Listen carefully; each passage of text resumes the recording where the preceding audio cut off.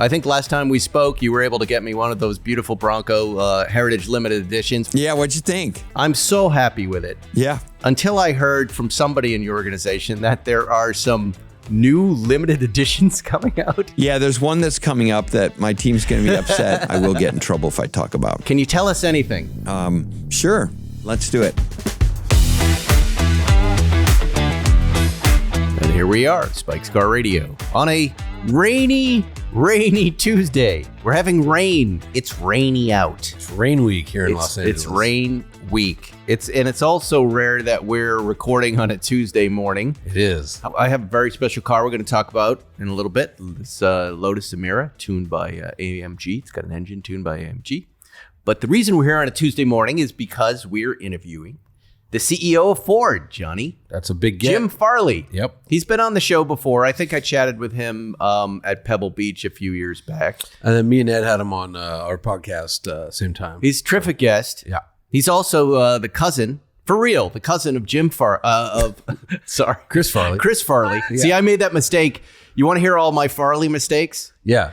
I just made another one. But he really is Chris Farley's cousin. A lot of people think we're joking. No. This is a funny family, and Jim went into Ford, is funny, and Chris went into comedy. And then there's also Kevin Farley. I don't know Kevin. Kevin is also in entertainment. He's an actor and a comedian. Very funny. Okay. I interviewed him on my late night show on Fox years ago, and right before the show started, the segment producer came up to me and he said, "All right, well, Kevin's coming on. You're going to talk about these 4 things. You get a little blue card with a little topics we're going to chat about." But as we're starting to count down, he goes, just remember not to call him Chris. Yeah. And I go, why would you say that? Well, I'm just saying. Yeah. He didn't say anything. Kevin didn't say anything, but you wouldn't want to call him Chris. I go, why are you putting this in my head? And we go up, and then we're up there. The segment producer walks off. He goes, ladies and gentlemen, let's bring out Kevin Farley. And he goes, sit down. Kevin, very nice to meet you. I haven't met you before. So Chris, tell me. And now you don't have a show anymore. No more late night. That was the moment we were canceled. Yes. Right. The people at Fox went, yep. That's a bridge too far. Well, who would say that? Whatever you do, yeah. Don't call him.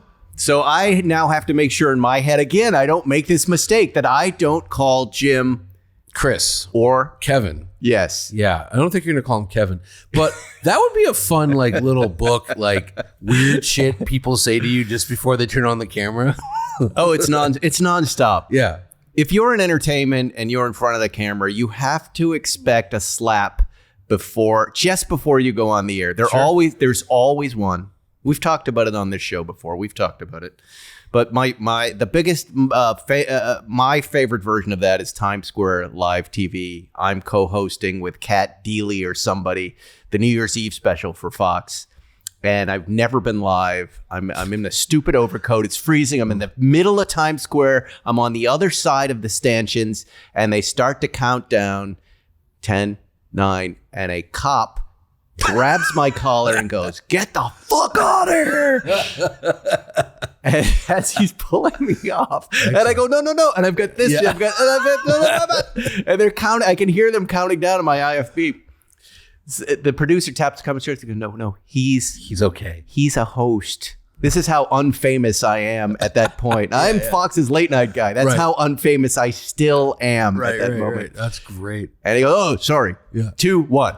Hi, everybody. Spike first." That's live TV. I haven't done a ton of it, but I've done some. Live TV is it's such a shit show. It's just the producer has no idea what's happening. It's just so horrible. And a lot of it's just keep talking. You've got this IFB where someone's saying, "Just keep talking for 1 more minute." Ask them another dumb question. The satellite feed went down. We're going to need 30 seconds. Just say something for 30 seconds. Yes. Don't mention. Don't call him Chris. Why would you say that? Yeah. There's no Farleys on this show. Right. Let's do some housekeeping here before we get Jim on. I understand he's a few minutes away from logging on. My Bring a Trailer auction for my 1966 Triumph Bonneville, which we should be able to put up, is live, as I understand it. It's live. And no reserve. And no reserve. And let me tell you what this is. This is, aside from this bike being my personal bike for 22 years, I think I've owned it since 2003. Okay. It's my baby. It's my thing. It's the only motorcycle that I have registered on the road and that I ride. That's mine. It makes a good sound. I ride it around the neighborhood that Steve McQueen rode his Triumph Bonneville around. Right there in Brentwood, up the same streets, up the same driveway. I've taken it to his old house. Oh, I'm sure the current owners love that. They do. They're friends of mine. They allowed me to. You know, I brought the XKSS up there, that too. I knew. That was super fun. Yeah, I mean, it's to me, that's better than religion. Much better. Because it's got an XKSS. And but I'll tell you why I'm selling it. As we know, most of the west side of LA burned down a couple months ago. And our school, the Palisades High School, is in need of money. The Palisades Booster Club is in need of money. They're rebuilding the school. Most of it burned down, but it's nowhere near being open. And I'm going to donate all the proceeds, 100% of the proceeds, 100%. What a guy. To Palisades Booster Club. Here's the opportunity for you folks. You not only get my bike, my personal bike that I wasn't really thinking about selling, but I'm going to do this. It's 100% tax deductible. They're a 501c. Is that what they call them? So you'll be making your check directly to Palisades Booster Club, which is a tax deduction. So win-win. Go, baby. Bid that thing up. We're right before tax season, April. Get that big deduction. And you never know. Somebody lobs in some big donations, big bids on this. Maybe we'll bring them on the show and give them the bike live. How about that? And you never know. The IRS might be eliminated by April. So who knows? But that'd be pretty cool. You can come on the show. I'll just say it now. If you're the high bidder and you get that bid way up there, like we did with the Sheffield watches. Remember we did that for healthcare for us. Mm-hmm. We're doing this one now for Palisades. We get some crazy bids. You get a big tax deduction. You get my bike too, and you can take delivery right here on the show. And Zuckerman will call you a dummy right to your face. It'll be great. Hey, dummy. What's that fucking weird guy doing here?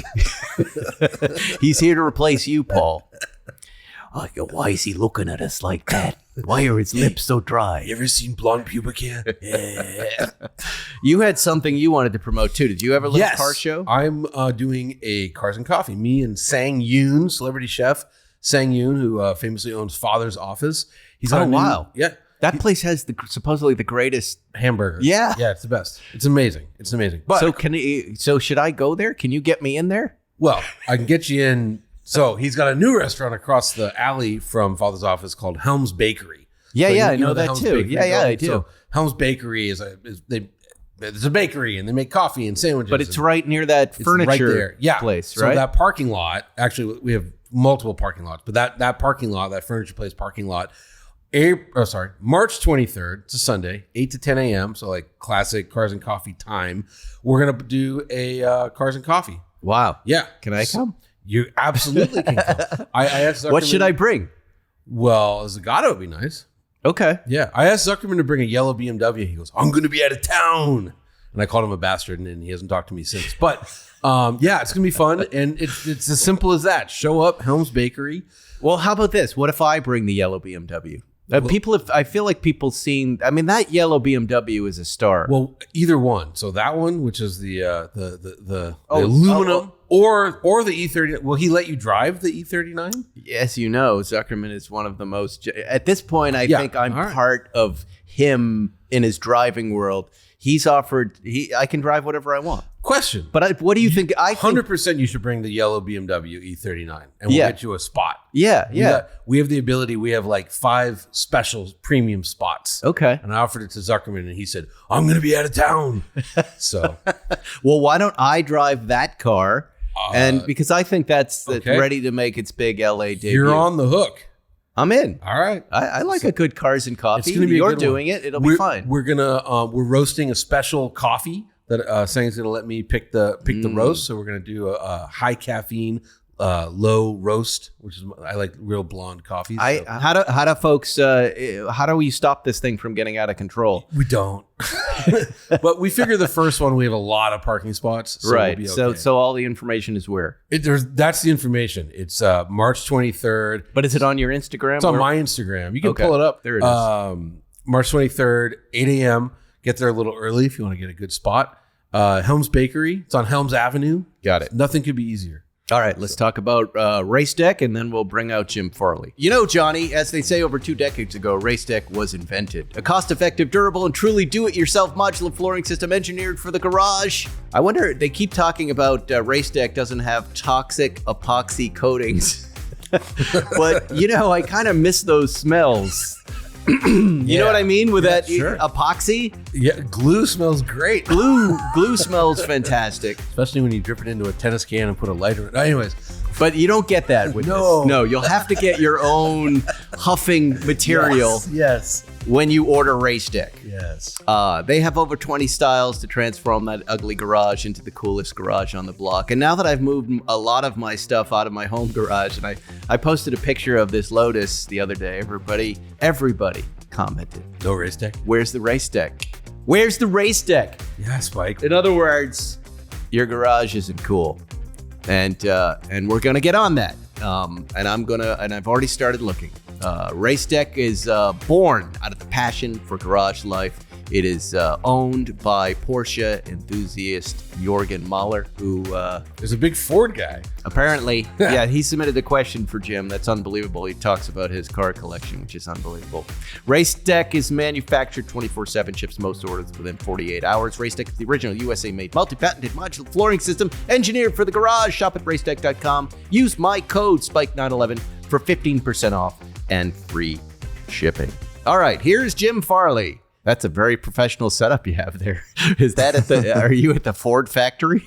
No, I'm at the Ford headquarters, right around the corner from Bill Ford's office, which was Henry Ford II's office, which you could see in the Ford versus Ferrari movie. And you have a podcast studio there. Is that what that is? Or is this just for press?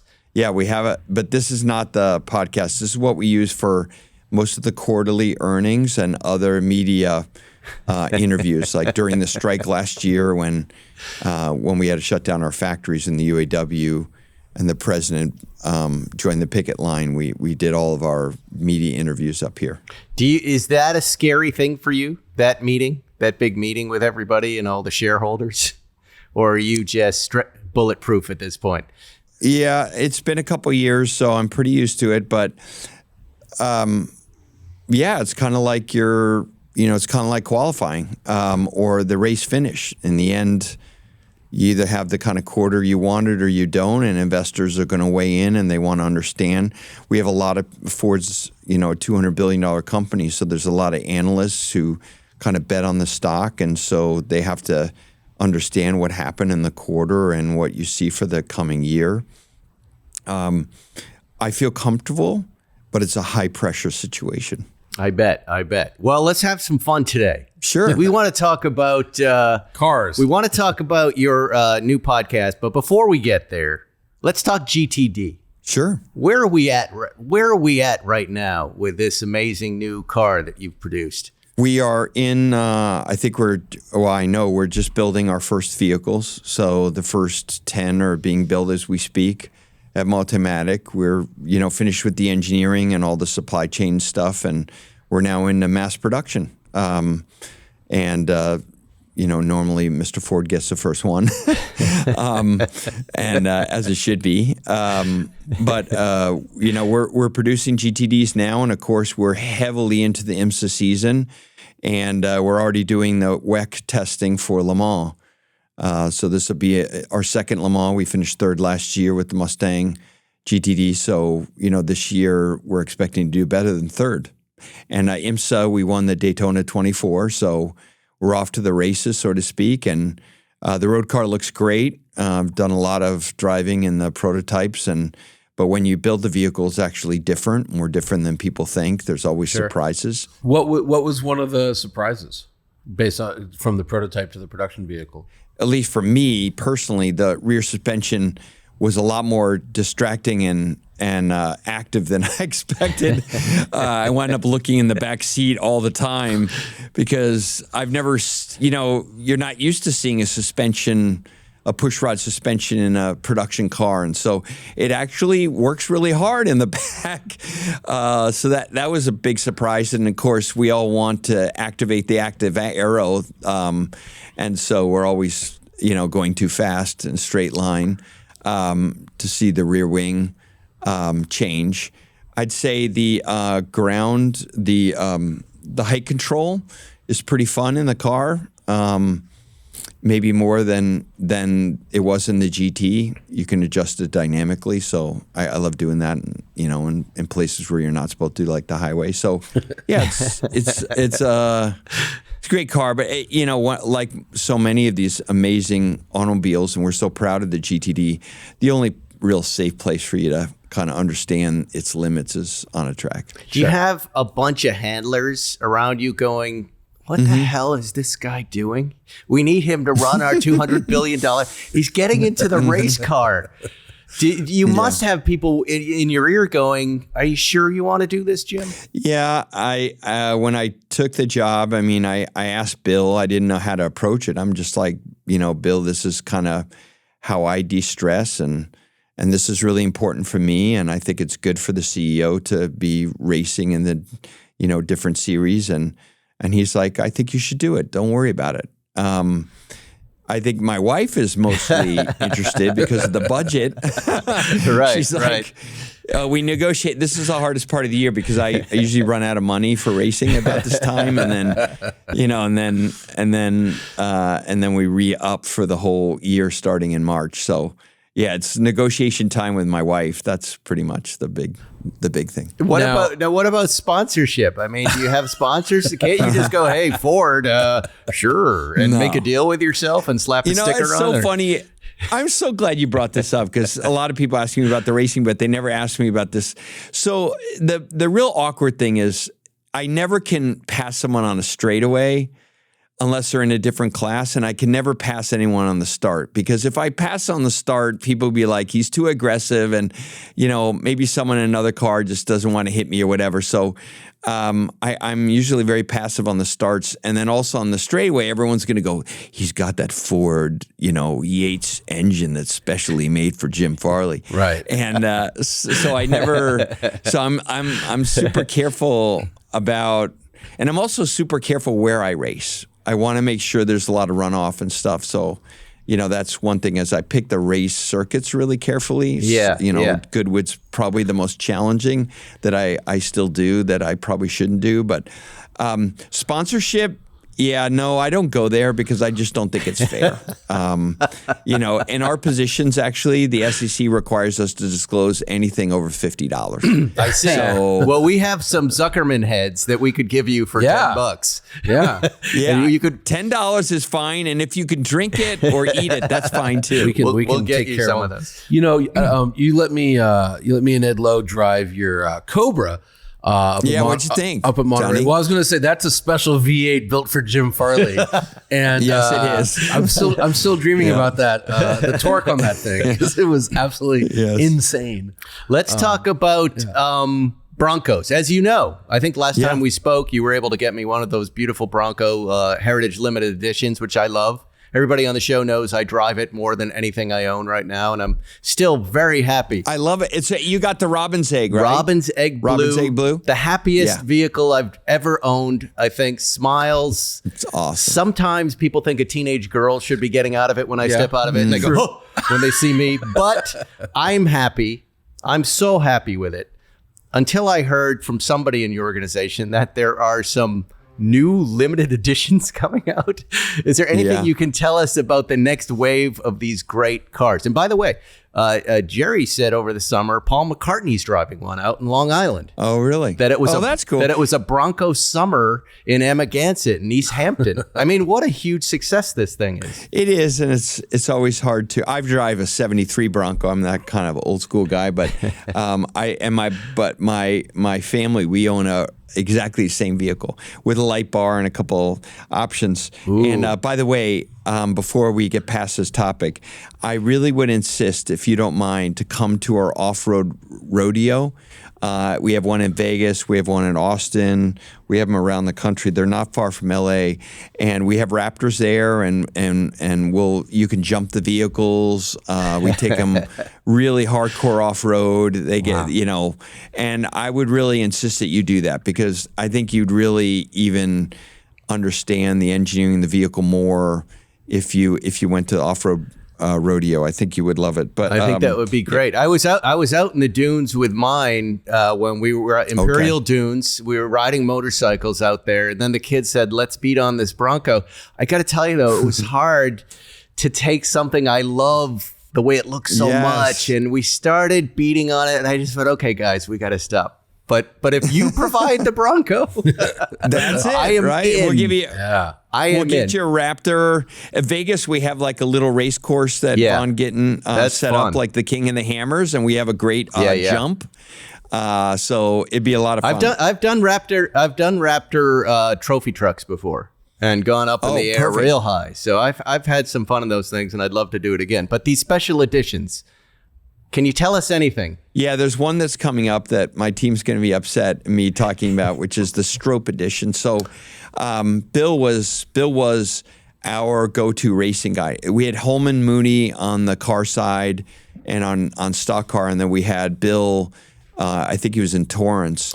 Compton, yeah. Yeah, he competed for us at the Baja 1000, the Mint 400, like all the off-road races around the country, but especially in the West. And he raced these Broncos in custom, and it led to the Ole Bronco, Parnelli's famous Bronco. That was all Bill Strope, and we're coming out with the Bill Strope Bronco, which is pretty cool. And we have a couple other ones that I will get in trouble if I talk about. Wow. Anything like mine?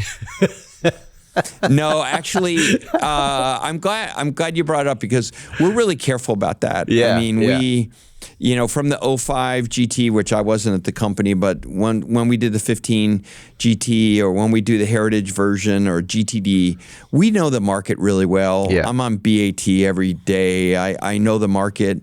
And we want to make sure anyone who buys a GT350 or 500 or GTD or a Raptor R from us is going to do well on their investment. And the same for Heritage. We're not going to overbuild them, and we're not going to do it a second time. So what you have, there won't be another one made. There you go. I love hearing that. I was saying Compton, because I used to, back in 20 years ago when I first started doing this, I had to go down to Strope to pick up press cars. And oh, really? Yeah.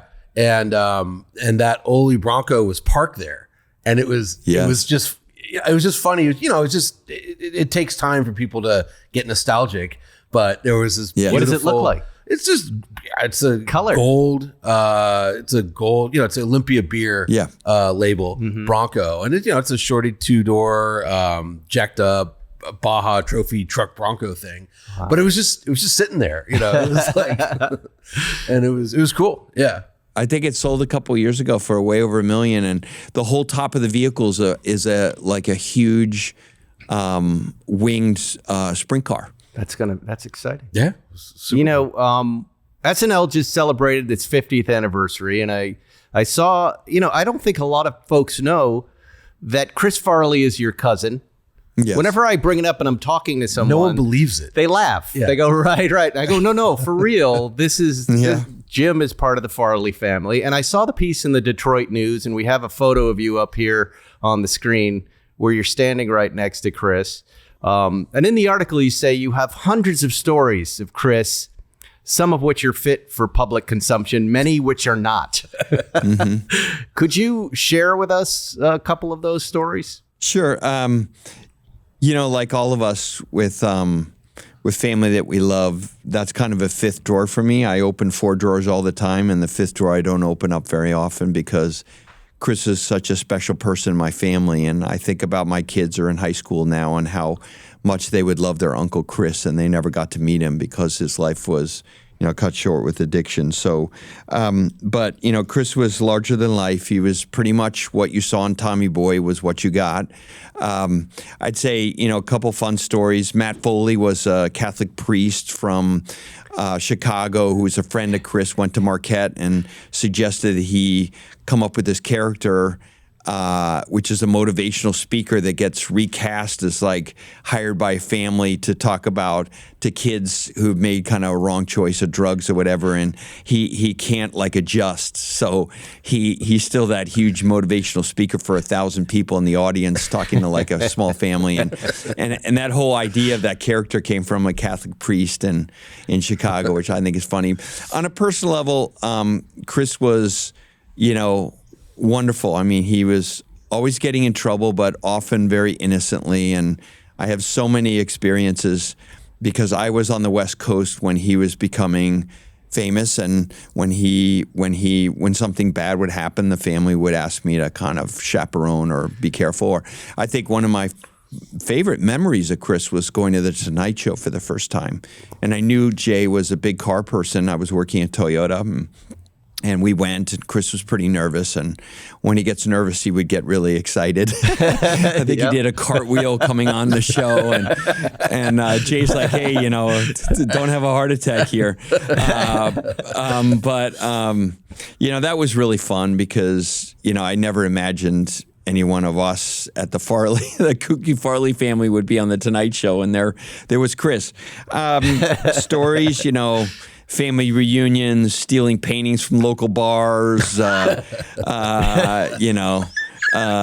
many things. I guess my favorite one was the Cinnabon episode. And my grandmother had passed away in Madison, and we decided to fly back to Madison for the funeral. And Chris is in first class. We took an overnight flight from L.A., and he was doing Coneheads. It was like his first movie. And by the time I got out of coach, he had already, found a custodian, and I think he pulled the guy's pants down when he was cleaning the floor, and he was doing the bulls, and he was already pretty big on Saturday Night Live, and so the whole first class is cracking up. And then we went down the Cinnabon place, and he bought all the cinnamon buns. This is like at 6 a.m, and he started a huge food fight, and we got kicked out of O'Hare. I saw a lady going to her flight to Omaha, and she had a big cinnabon stuck on her face, and that was all before like 6:30 in the morning. Yes. Yeah. Excellent. That was Chris. Yeah. I remember being at Saturday Night Live, and he was saying, we'll go to my apartment after the show. And I'm like, great, with a group of people, and we go into this apartment. It was just a big empty apartment. There was no furniture in it. And there's no anything. There was no food. There was just everybody from SNL. And I just thought, God, this guy is just pure comedy. He only exists in a comedic plane. And I said, Chris, where's the furniture? He goes, you don't need furniture. And he pointed to like a mattress on the floor. And it was nothing but respect. Just like, this guy just lived the life of comedy. He embodied everything that was comedy. And it was so cool. Speaking of which, he drove a black Cadillac. He did. I can't believe he drove. Wow. I don't remember seeing that. And a lot of people don't know, but his father had an asphalt sale company in Wisconsin. So we go to county commissioners to sell asphalt during the winter, and they're mostly farmers. So Chris had a lifetime of, steak dinners with, farmers in Wisconsin. You could see why the Tommy Boy was written the way it was. So you have joined us here in the entertainment space. You have a new podcast, Drive. Yep. Past guests are pretty impressive, Johnny. Yeah. Jimmy Fallon, Matt McConaughey, Sydney Sweeney, who we've been trying to get on this show for quite some time. She likes to wrench. She's also a Bronco enthusiast. She's amazing. She also has a Heritage Bronco, I believe, in the same Robin's Egg Blue with the 2-door. Tom Good Brady. taste. And season 3 of Drive has premiered. Yes. And I think you started off the season with Gronk, another one of my dream guests. Nice. Would there be any better person to go to a college beer party than Gronk in the world at ASU? Can you imagine what that would be like?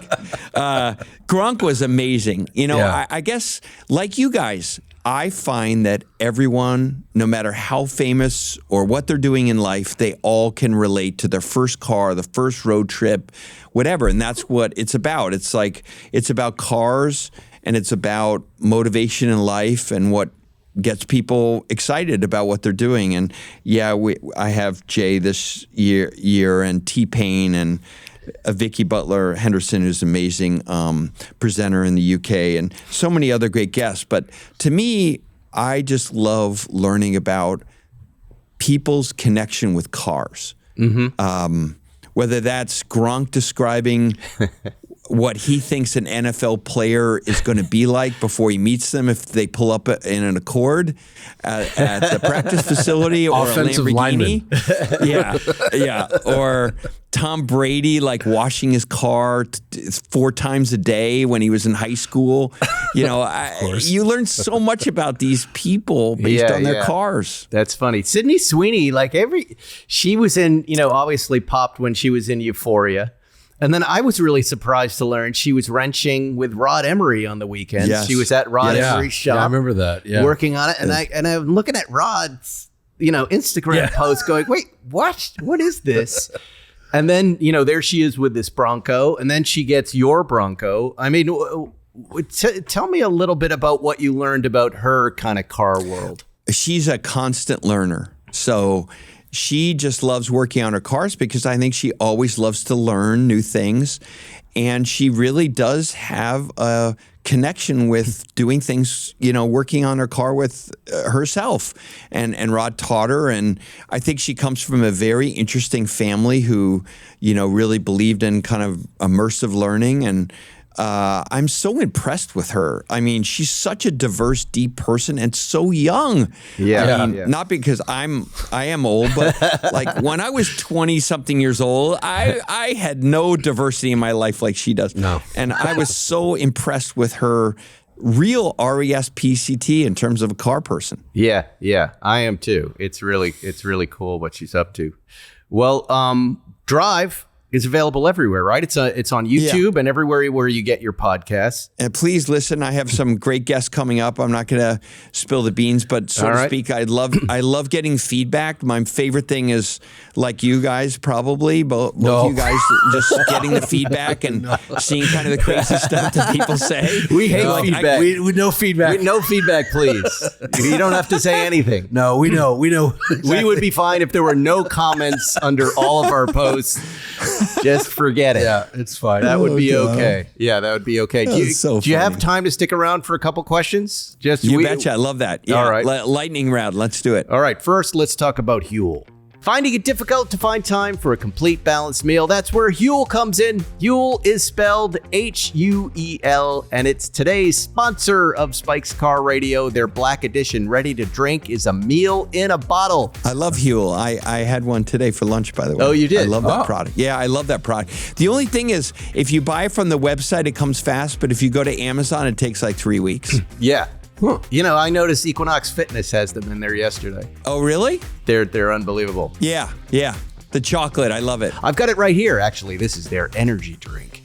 But I have their Black Edition meals at home in a bottle, full of 35 grams of protein, 27 vitamins and minerals, low in sugar, and all in this handy bottle. Huel is the global complete nutrition brand with over 500 million meals. So 500 million.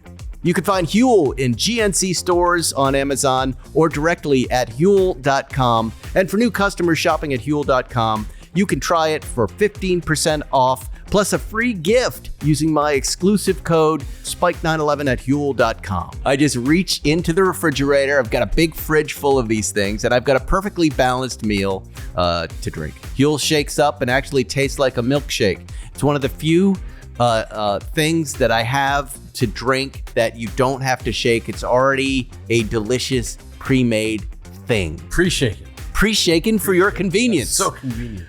My personal favorite is the Black Edition ready to drink, and I have that at home in chocolate and vanilla. And like I said, I saw this new banana one, and I don't know why they haven't sent it to me yet, but I got a little jealous. I'd like a couple boxes of that. These things fit perfectly in the tennis bag. Oh, yeah. They bring me right back to life. It's they should have these things at BNP Paribas Indian Wells Open, right? I didn't know you were going there next week, Johnny. I know you love tennis. Yeah, I can't wait. Anyway, access to quality, quick and easy meals hasn't been this easy and tasted this good since ever. Don't believe me? Take the leap and join the community of Hueligans with this exclusive offer for new customers of 15% plus a free gift with my exclusive offer at Huel.com. Use my code SPIKE911. Huel.com, SPIKE911. Huel, H-U-E-L, like fuel. But Huel. Huel! Huel Hauser! Oh, man. All right, let's get to some questions for Jim Farley. We got to get him out of here. He's running a $200 billion enterprise. That's right. Okay, questions about this Chinese EV from GT 3.2. What it's? I think I wrote it down. It's a Zomi Speed Ultra X. Okay. That you drive. That you. What did you? The Xiaomi. The Xiaomi. They are a mobile device and software company that decided to go into the car business. And many people have heard about the rumored Apple car. Well, they did it. And it's like a very affordable toy-kin. It has great tech. It's super fast. They have a 0 to 60 button that's unlike a lot of the other EV companies where you hit the button, it's 0 to 60 in like 2.5 seconds. Mm-hmm. It's a beautiful car, and I drive it to test it.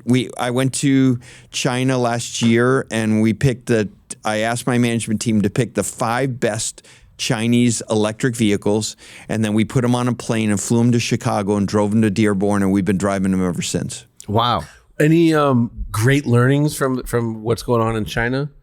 And I asked that because last time we spoke, you were just obsessed. You're like, you guys got to start thinking about China. You know, you do. And we are. And we've said it on the show many times, with this whole people not being interested in EVs, you're just handing this business to China. Yes. Yes. Is that correct?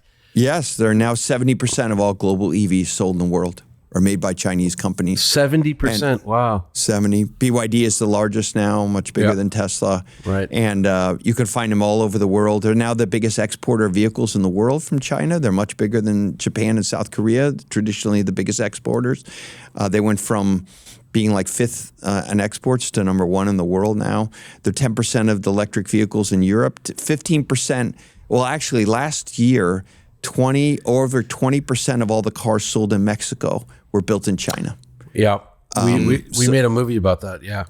Look, I love the tech, but I think the biggest aha for me was their speed. Not how fast the cars go, but how fast they develop new vehicles. Mm-hmm. Literally, they are half the time that the traditional OEMs take to develop a new car. Half the time. Wow.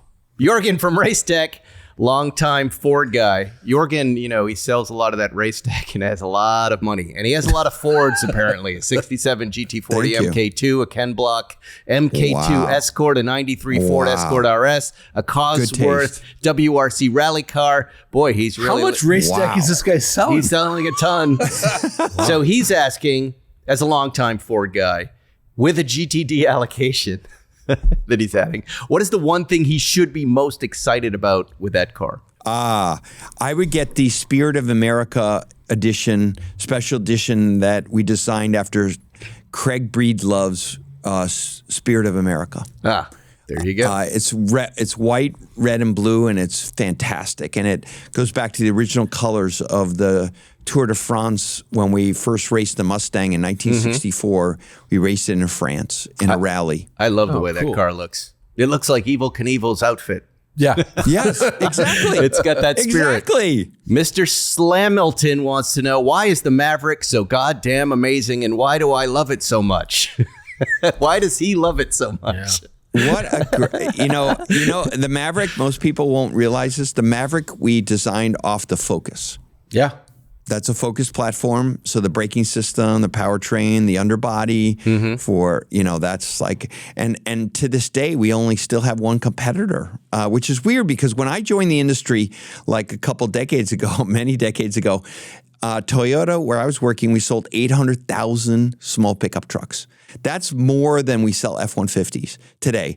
And today, the small pickup market is, $40,000, $50,000 Rangers and Tacos, and they're really expensive. So Maverick is going back to the basics of an entry pickup truck that you could find anywhere in the world. So Brazil has them, and Australia has them, and now we have with the Maverick. Hyundai's had their version, and we're really excited about that segment. We love doing entry vehicles or affordable vehicles, not even entry, but affordable vehicles, but our own style. There you go. And I got to tell you, man, Mavericks have exploded in Southern California. Like, it took a while. Yes. They're everywhere suddenly. Like, the number, and they're so easy to spot because of the offset license plate.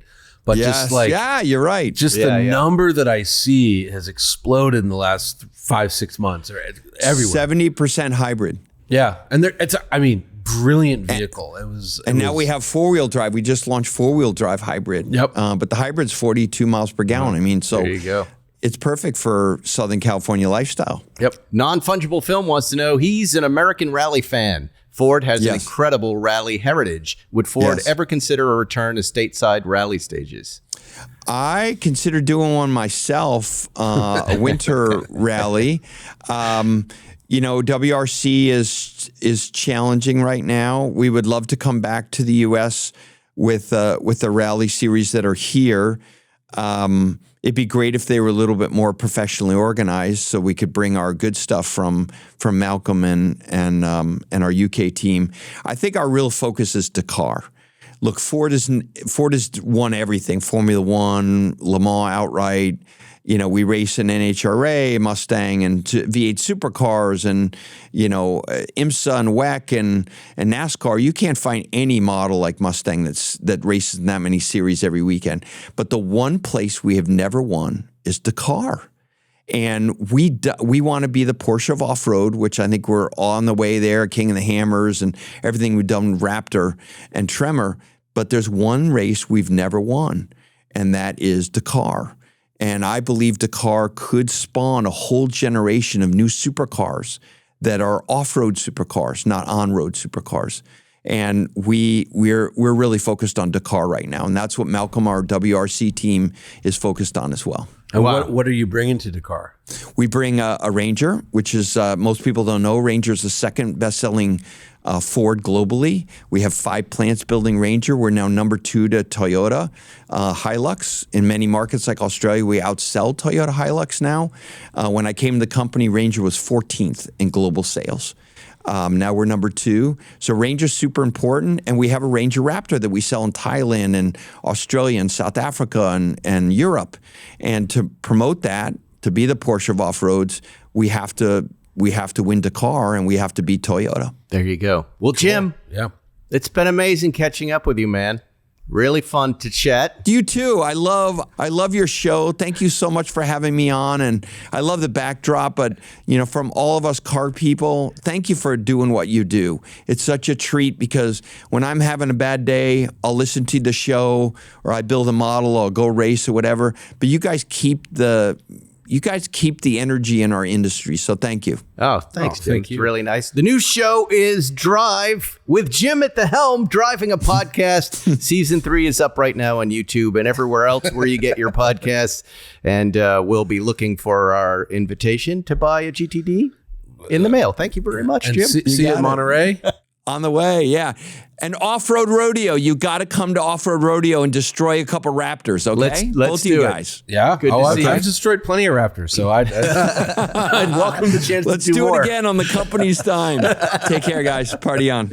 Bye. And that was Jim. That was fun talking to Jim, wasn't it? Always fun. Always fun. All right, let's talk about our friends at Tax Network. The IRS is the largest collection agency in the world, and with April 15th fast approaching, it's more aggressive than ever. In 2025, enforcement is ramped up, and if you owe back taxes or have unfiled returns, waiting is not an option. The longer you do, the worse it gets. Ignoring your tax troubles is the worst thing you can do. Why? Because not all tax resolution companies are the same. Tax Network USA has a preferred direct line to the IRS, meaning they know exactly which agents to deal with and which to avoid. With proven strategies to settle tax problems in your favor, whether you owe $10,000 or $10 million, Tax Network USA attorneys, negotiators have already resolved over $1 billion in tax debt.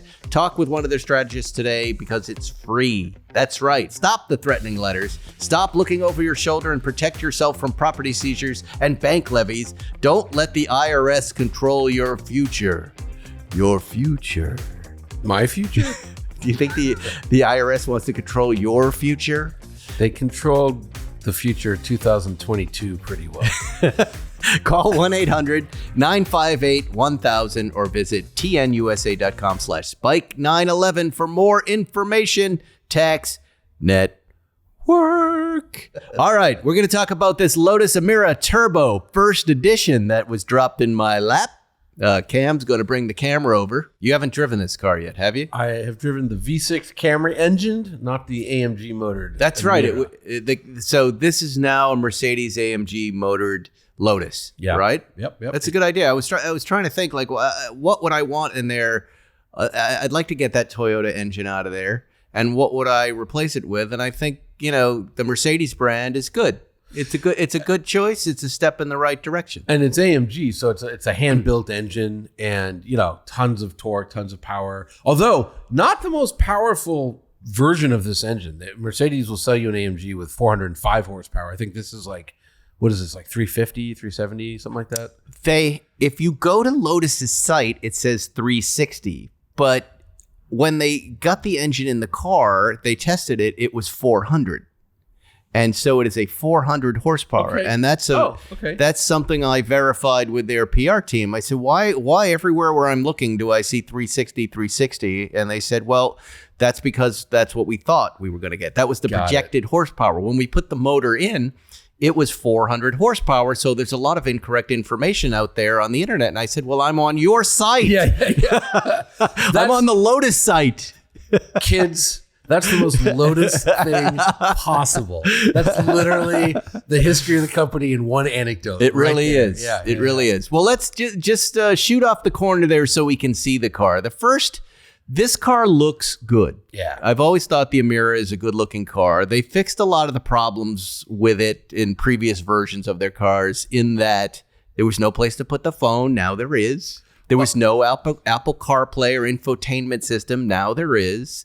There's a roomier cabin. There's no back seat there. So you get a true two-seater sports car feeling in it. And it's got, just looking at it, wheels, yellow brake calipers. This is, I think, a color they call verdant, green, or just verdant. Looks very verdant. It looks like an exotic car, right? Yeah, baby Ferrari. A baby Ferrari, but also you're not quite sure. I mean, when I'm driving around, people are looking at it going cool, but not quite sure what it is. Let me just go over some of the stats. Sure. Inside, we have a 2-liter turbocharged inline-4 engine producing 400 horsepower, and 44 more torque, paired with an 8-speed dual clutch automatic transmission. Now, I think what they said was the horsepower was the same with this engine switch, but the torque is higher slightly. 0 to 60 is 3.8 seconds, and the top speed is 171 miles an hour. 354 pound-feet of torque. No, it's 44 more torque, pound-feet of torque more than the previous version. Than the V6. Yeah. But I've been driving it for the last week, and including today in the rain, and got be fantastic. Sideways a little bit. Oh, did it? Which was fun. It's an English car. It should work in the rain. It did. No. I was just getting on it. You can open the door. We can just look at it before I tell you what my experience here. Go ahead and open the door and look inside. And the other thing, it's no longer a manual, so it's auto only with the AMG motor. The V6 is still a manual, and I think you can get an auto with the V6, but I think no one's doing that. It's like basically auto, AMG, more horsepower, manual, less. I think I was on the site last night and saw that it was exactly that. This is your automatic, and then if you want the manual gearbox, which I did kind of miss. I liked shifting gears in this car. That's what made it to me a little special and a little more of a sports car. And look, go ahead, take a look here. I mean, you've got a nice cockpit here. You've got a beautiful interior. Everything looks good. Everything works right. Everything's where you want it. The silly stuff like the CarPlay interface is instant. It's. I don't think it's wireless. I think I have to plug in, and there are little odd engineering things that aren't quite right. See the way the shape of the steering wheel is flat on the top. It just means you can see over it better. I don't mind that. So where it kind of is a pain is it blocks the tack a little bit, which is on the upper part of that screen in front of it. Gotcha. So you end up having to move the steering wheel, or I did, a little higher than I normally would, which is a small complaint, not a big deal. Yep. You got paddle shifters there to, jump into the car, and, with the windows down, you have a lot of turbo swoosh as you're going through gears, like a lot of it. That's a fun. lot of it. I like So, turbo swoosh. yeah. So, it's fun. It's definitely better. This car, I think, is over $100,000. I don't know that there's no price on this, but they start right around 100, right? Yeah, they're kind of priced like a Boxster S type thing. Yeah. It's hard for me to approach this car because there are a couple things about it. Like, while it looks great in the garage and I look forward to driving it, the handling is a little high strung on it. Like it's giving you a lot of feedback on the road that I don't think I would mind if I were on a track, but driving it around town, you'd have to give me another 200 horsepower for me to put up with that. Does that make sense? Yeah, totally makes sense. Do you understand what I'm saying there? I fully understand. I want to get behind this Mercedes motor, which I got excited about, but the 4 makes it feel a little reedy. You know what I mean? Does it scoot? It does. Is it quick? Does it move? Can you have a great time and a great drive in this car? You can. But I felt like, and maybe this is just me, and maybe I'm spoiled, but I felt like a little insecure about the smaller motor. Oh, really? Interesting. Yeah. I wanted that 6. I wanted, even though it's less power. I wanted the 6 with more power. Gotcha. I mean, we like these 6s, these flat 6s where we come from, right? So, to me, this car, I mean, I don't know. I don't grade cars. I would say it's a B+ experience. It's really fun, and it really wins on design. Like, it's a beautiful thing out in the world that people are going to love, and the people who love cars, I think, are going to love looking at. Where it needs some improvement is just how it drives. So I'll say 3 things without having driven it, and that is, with the V6, the second worst part about the car is the engine, and the first worst part is that transmission. That manual is actually off of a diesel Lexus because it was the only thing that would hook up to a Toyota that could handle the torque of a supercharged V6. So it's like a 24-year-old diesel Lexus transmission. Yeah. And then the other thing is, look, if it can take a 4-cylinder in terms of length, and it can take a V6 in terms of width, a V8 would fit, and AMG makes a V8. So you could fit a V8 in there. I don't know if they're going to do that. I made that up just now listening to you. But imagine this with a 600 horsepower V8.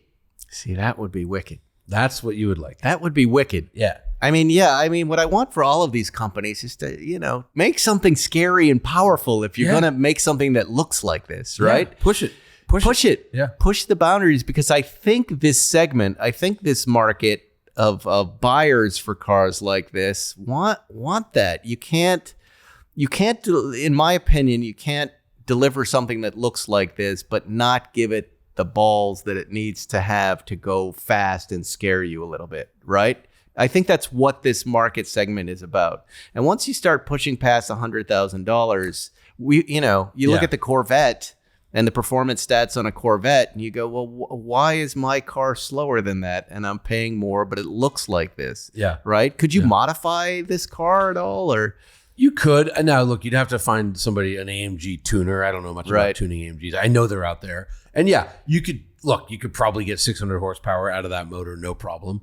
But you're absolutely right in that, look, the GT4 and the GT4 RS, right? Those are getting on 500 horsepower. They're a lot more money, but that's what people, and again, once you're over $100,000, like. But are they? I mean, if you're buying pre-owned. Yeah, well, that's true. Yeah, I don't know about the depreciation, but I think this car looks better than that car. So again, like I don't want to say that I dislike this car, because I don't, and I have really enjoyed driving it, but I feel a little uneasy in it, and part of it is that engine. Like and it's quick and it's fun, but it feels a little bit college boy racer. Mm-hmm. You know what I mean by that? Sure. a little bit college boy racer and not enough of what I like in these cars. That engine's out of the Mercedes-AMG CLA 45. Yeah. Which is, to me, feels like a baby Nissan GTR. It is just like, wow. And that's, $75,000, but like, wow. Can you hammer that thing? Yeah. And it's just above the competition, except for the Audi RS3, which is really, really good as well. But it's a car for younger folks. You know what I mean? Who happen or me, but to younger have. folks. Yeah. Hey, there are younger folks that have that money.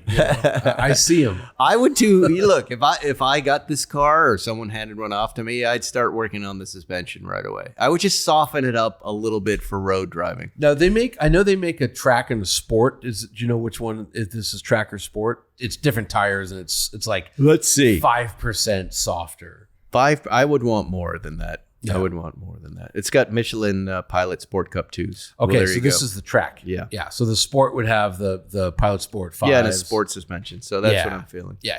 But you're right. More power. You can always put more power into a mid-engine car. They take it really well. And I feel like we always beat up on Lotus, and we like Lotus. We like these guys, and they've come so far, Johnny, from where they started with these little cars, right? Yeah. Look, you said it really well when you said it. They got rid of the 4-seater because this is really underneath. This is an Evora, and the Evora, I don't know why they did this, but it was their 4-seat product. And it was a joke. And so the cabin's much bigger and roomier and nicer. And look, looking through the windshield and seeing the word Lotus there in the seats, I really like that. Do you think we could open up the back? Maybe Johnny can help. Yeah, there's got to be a lever. Yeah. Let's see if Cam can figure it out. Is there a button? Go ahead. You did it, but you might have to turn the car on. Oh, there you go. Show us that motor. Wow, look at all those nice cars. I think I heard it. Bam. Well.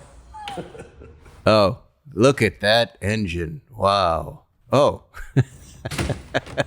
Just tear it apart, Johnny. You come on. Use that newfound strength you have on Instagram. Just I can rip it apart, but it's they're picking it up tomorrow. Don't worry. There you go. Show us what's under there. Wow. Look at that thing. That's pretty cool. You got some NASA gold foil there. You've got some jars of Gatorade on the left. I don't want to get too technical here. The engine looks like it's mounted sideways. It probably is mounted sideways. Yeah, it's a transverse engine. Nice. What else do they have in this press car? What's in that little box right there in the back? Cleaning. Oh, well, we can use that stuff right now. Yeah, I'll Very steal nice. that. I'll steal that. Yeah, it looks like Darth Vader had his chest plate ripped off. Wow. I understand now why they cover it up. Yeah. It's a little bit of a rat's nest in there. And it helps with damping too. So it'll sound a little quieter. Well, but there it is. That's an AMG motor, hand built. that's the Emira. One Turbo. man. First edition. You're driving this one next week? Like in 2 weeks. Yeah. Same car. Okay. They must have known we were chatting about it because they just texted me and said we're taking it back right now. I think they have us. They've bugged the studio. Lotus. The Lotus spies. Hey, before I forget, we got to talk about 000 Magazine. 000 Magazine, of course, the magazine that is a study of Porsche. It is Pete Stout's baby, and they are having a sweepstakes. 911 Turbo S 000 commission sweepstakes. We have some footage of the car right here. It was on the set last week. For the first time, 000 is giving away a 2024 911 Turbo S 000 commission valued at $286,000. The 992 Turbo S 000 commission is the grand prize in a sweepstakes, with a portion of the proceeds benefiting the 43 Institute, the nonprofit founded by the family of late motorsports icon Ken Block, to create pathways for undeserved, highly driven, motivated misfits with aspirations in action sports, motorsports, and creative arts. The sweepstakes was launched October 26, 2024, and ends this March 31st, 2025. How can you enter? The easiest way to enter is to spend $25 or more at 000magazine.com. The more you spend, the more entries you get. There is no purchase necessary to win. The official rules, terms, and conditions can be found on 000magazine.com. That is 000magazine.com. You know, you buy a hat, you buy something there, you get something, you also get a chance to win. And as you know, we have a friend of the show who entered one of these sweepstakes and won. That's right. What a beautiful Riviera Blue GT4. So go to 000magazine.com and get yourself something and get a chance to win this beautiful car. Anyway, Johnny, here's another car making its surprise debut in Paris. Yeah, making another. Do you have the British video, one. Cam? Can you go to the video? The video's infuriating because of the. Wait, let's just watch it. Here we go. Oh. Look at Clarkson.